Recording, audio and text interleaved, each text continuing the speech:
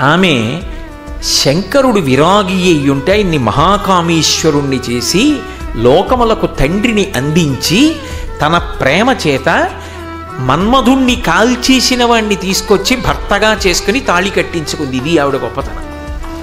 లోకంలో ఏ పురుషుడైనా పెళ్ళి ఎందుకు చేసుకుంటాడు? ఒక వయసు వచ్చిన తరువాత కామము మనసులో పొటమరిస్తే దాన్ని ధర్మంతో ముడివేసి సంతానమును పొందాలి కాబట్టి ధర్మపత్నిని స్వీకరిస్తాడు.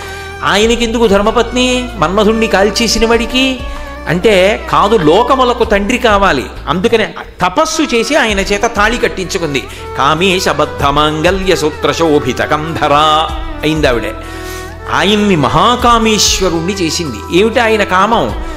నేను ఒక్కడుగా ఉన్నవాణ్ణి అనేకమవ్వాలని కోరుకున్నాడు. అంటే సృష్టి వచ్చింది. ఇప్పుడు సృష్టి చెయ్యాలన్న కామము ఆయనకు కలిగేటట్టు చేసిన తల్లి ఎవరు అంటే ఆ తల్లి.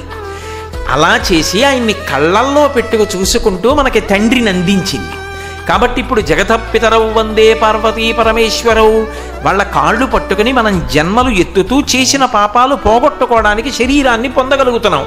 ఈ మహోపకారాన్ని ఆవిడ చేసింది. కాబట్టి కామాక్షి కాదు, మన్మధుణ్ణి గెలిచేటట్టుగా చేసినటువంటి తల్లి కామాక్షి. మన్మధుడు యథార్థమునకు శంకరుడి చేతిలో బూది కుప్ప